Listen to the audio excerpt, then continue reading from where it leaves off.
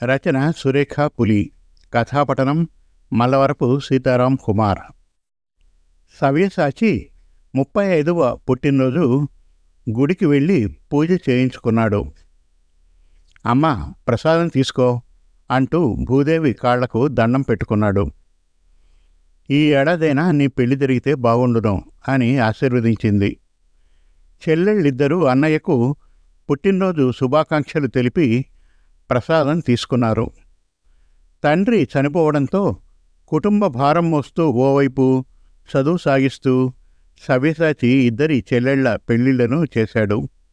ఆఫీసులో పదవి పెరిగింది, అయినా పెళ్లి ఝాస లేదు. ఆఫీసులో పని, ఇంట్లో అమ్మ తప్ప వేరే ఝాస లేదు. తల్లి చెల్లెళ్ళు కలిసి ఎలాగో అలాగా పెళ్లికి ఒప్పించారు. పెళ్లి చూపుల మాట దేవుడెరుగు, కనీసం అమ్మాయి ఫోటో కూడా చూడలేదు. అమ్మా, నువ్వు పెద్దదాని అవుతున్నావని, నీకు ఇంటి పనుల్లో సాయంగా ఉండాలని నేను పెళ్లికి ఒప్పుకున్నాను, అంతే. పెళ్లి తర్వాత ఆ అమ్మాయి విషయంలో నేనసలు జోక్యం చేసుకోను, నిర్మోహమాటంగా కొడుకు తల్లితో అన్నాడు. అన్నయ్య, నీకు ఈవేళ శోభనం అంటూ సిగ్గుతో సంతోషంగా చిన్న చెల్లెలు చెప్పింది. తల దించుకు కూర్చున్న శిరోమణి గెడ్డం పట్టి తల పైకెత్తి కళ్ళల్లోకి చూస్తూ, నాకు ఈ వేషాలు నచ్చవు. శోభనం అని నువ్వేదో ఊహించుకోవద్దు. నేనుగా బ్రతికాను, ఇక మీద కూడా అలాగే బ్రతుకుతాను. కేవలం అమ్మ కోసం నిన్ను పెళ్లి చేసుకున్నాను. గుక్క తిప్పుకోకుండా అనేసి శిరోమణి స్పందన ఏమిటో కూడా పట్టించుకోక వెనుదిరిగి వెళ్ళిపోయాడు. చెల్లెళ్ళిద్దరూ అవాక్కయ్యి అన్నయ్య కర్కశత్వాన్ని పలు కోణాల్లో వివరించసాగారు. శిరోమణి పూలజడ విప్పేసి ముఖం కడుక్కొని మామూలుగా ఉండిపోయింది. అన్నయ్య మొదటి రోజే వదిన్ని తిట్టాడు. వార్త భూదేవి వరకు చేరింది. సవ్యసాచి బెడ్రూమ్ నీట్గా ఉంది. బెడ్ పైన గాని చుట్టుపక్కల గాని పూల హోరు, అగరొత్తుల జోరు, మిఠాయిల అల్లకల్లోలం లేదు. శిరోమణి టేబుల్ పక్కనే ఉన్న కుర్చీలో కూర్చుంది. సవ్యసాచి పక్కనే వచ్చి నిలబడ్డాడు. సారీ మేడం, నాకు కోపం తొందరగా వస్తుంది. ఈ ఇంట్లో నీకు ఏదైనా అసౌకర్యంగా ఉంటే నాతో డైరెక్ట్గా చెప్పేయి అన్నాడు. శిరోమణి అతని వైపు చూసింది. మంచి పర్సనాలిటీ, కేవలం అమ్మ కోసమే పెళ్లి చేసుకున్నాడా మనస్సులో అనుకుంది. నాకు ఇంకా 2 రోజులు మాత్రమే సెలవుంది, ఇంట్లో ఉంటాను.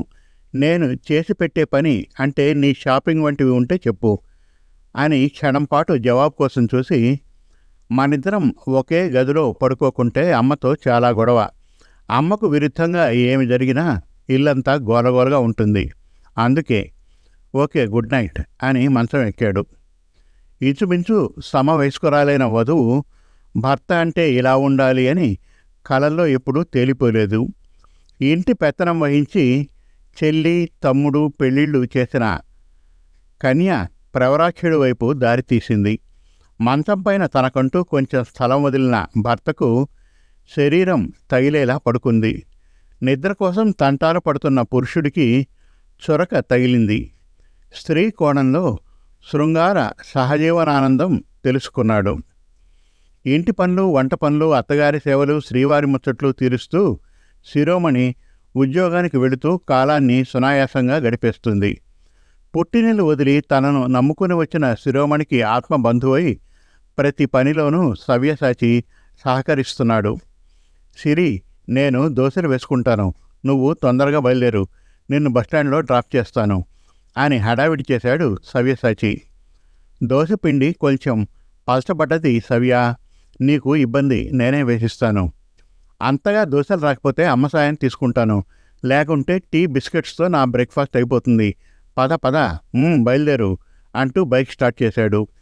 భార్య తన వృత్తికి సక్రమంగా వెళ్లాలనే సదుద్దేశం ఉన్నందుకు కష్టాలు లేకుండా కాలం నడుస్తోంది. భూదేవి మనస్సులో చాలా రోజుల నుండి రొదపెడుతున్న మాటను ఇంటికి వచ్చిన కొడుకుతో అడిగింది. సవ్య, నువ్వు నా పేగు కత్తిరించుకు పుట్టిన బిడ్డవు. నీ పేరును కత్తిరించి కొరచ చేసి పిలిచే హక్కు నాకు మాత్రమే ఉంది. కోడలు నిన్ను సవ్య అంటూ ఉంటే నాకు ఒళ్ళు మండుతుంది. మన సాంప్రదాయంలో ఏమండి అని పిలవాలని తెలుసు కదా అంది. అయ్యో, అందులో తప్పేంటమ్మా, నన్ను శిరోమణి ఎలా పిలిచినా అభ్యంతరం లేదు అన్నాడు.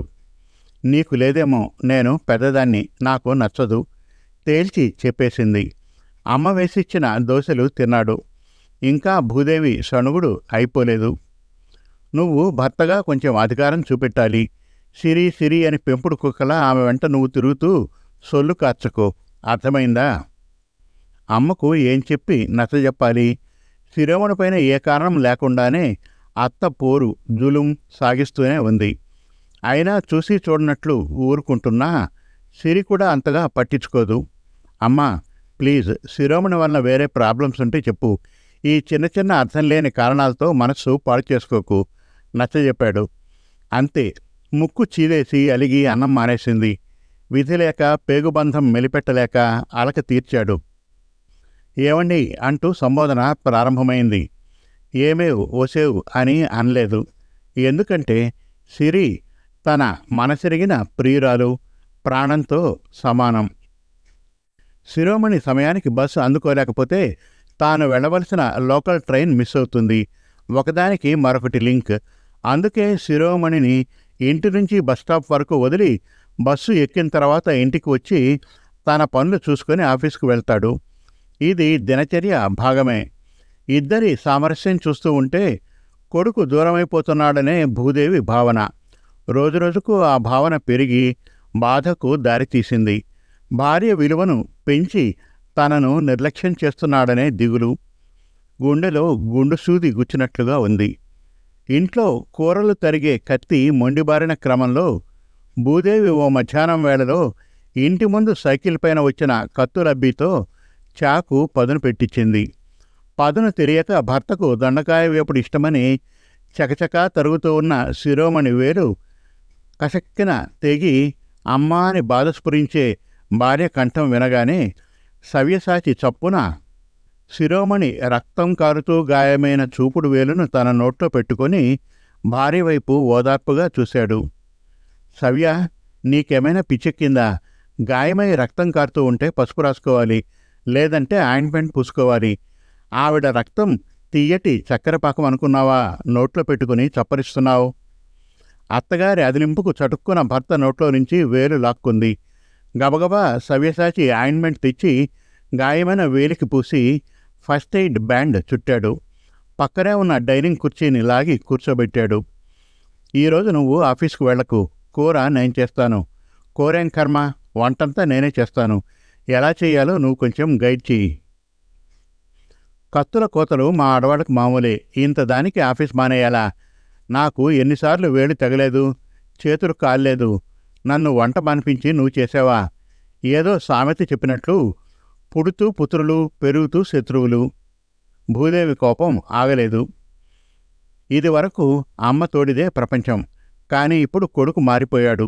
కాదు, కోడలు మార్చేసింది. ఏదో మందు పెట్టి మంత్రం వేసి మాయ చేసింది. కోడలు చేసే ప్రతి పనిలో తప్పులు కనపడుతున్నాయి. చిన్న విషయాలకే గొడవ పెట్టుకోసాగింది. ఇంటా బయట ఎంతో అనుభవజ్ఞురాలైన అతివ అత్తగారి ఈసరింపులను తొందరపడి భర్తకు విన్నవించుకోలేదు. కానీ సవ్యసాచి తొందరగా ఈ విషయాన్ని పసిగట్టాడు. భూదేవి కొడుక్కి తాయెత్తు కట్టిద్దామని రహీం బాబా గారి వద్దకు రమ్మన్నది. మంత్రాలకు చింతకాయలు రాలుతాయా?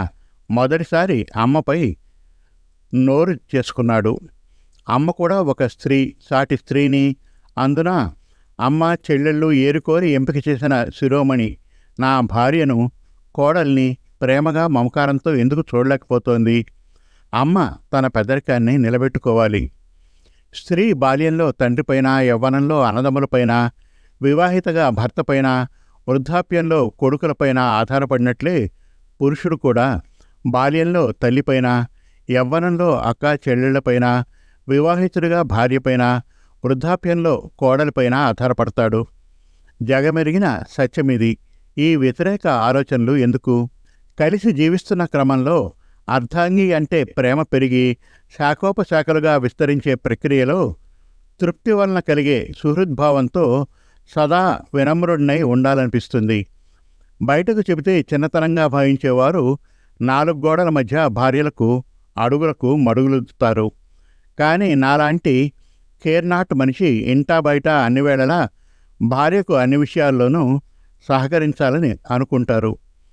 జీవితకాలంలో కష్టాలు ఎక్కువ పాళ్లల్లో చూసిన అమ్మ శిరోమణిని అర్థం చేసుకోకపోతే కర్మ. పురుషుడి భావి జీవితం కోసం శ్రమిస్తున్న స్త్రీ పట్ల గౌరవం చూపాలి. అమ్మ మనసులో శిరోమణి అంటే ఇష్టాన్ని పెంచాలి. ఎలా? ఇంట్లో సామరస్యం పెంచే మార్గాలు అన్వేషించాలి. సవ్యసాచి ఆలోచనలో పరిష్కారం కనిపించడం లేదు. బెటర్ ఆఫ్ సలహా తీసుకోవాలి.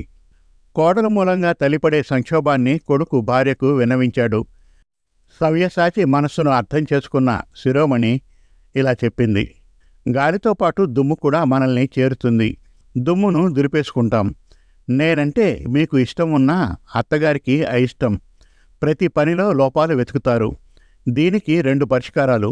మొదటిది, మీరు కూడా అనవసరంగా అర్థం లేకుండా ప్రతి విషయానికి నన్ను కోప్పడితే ఇక నా పైన రుసరుసలాడేందుకు అవకాశాలు తక్కువ. మీకు కావలసిన అమ్మ సంతోషం మీకు లభిస్తుంది. కాదంటే మరికొన్నాళ్ళు పోతే ఆవిడకు ఎలాంటి ఆలోచనలకు వ్యవధి దొరక్క ఏమాత్రం తీరికలేని కాలక్షేపంతో సతమతమవుతారు. అంటే ఈ ఇంట్లో మరో చిన్ని సవ్యసాచి గాని మరో చిన్నారి శిరోమణి గాని మనకు తోడుగా రాబోతున్నారు. అత్తగారికి నన్ను గురించిన ఆలోచనలు మరుగుపడతాయి చెప్పింది. సవ్యసాచి తల శిరోమణి ఒడిలో ఉంది. ఆమె కడుపును సున్నితంగా ముద్దు పెట్టుకుని, 2వ సలహా బాగుంది. మొదటిది నాకే కాదు, ప్రేమించే మనసున్న ఏ మగాడికి పనికిరాని చెత్త సలహా అన్నాడు. సవ్యసాచి నిర్మోహమాటానికి థ్యాంక్స్ చెబుతూ భర్త తలను హృదయానికి హత్తుకుంది. శుభం. మరిన్ని చక్కటి కథల కోసం, కవితల కోసం, వెబ్ సిరీస్ కోసం మనతెలుగుకథలు.com విజిట్ చేయండి. Thank you.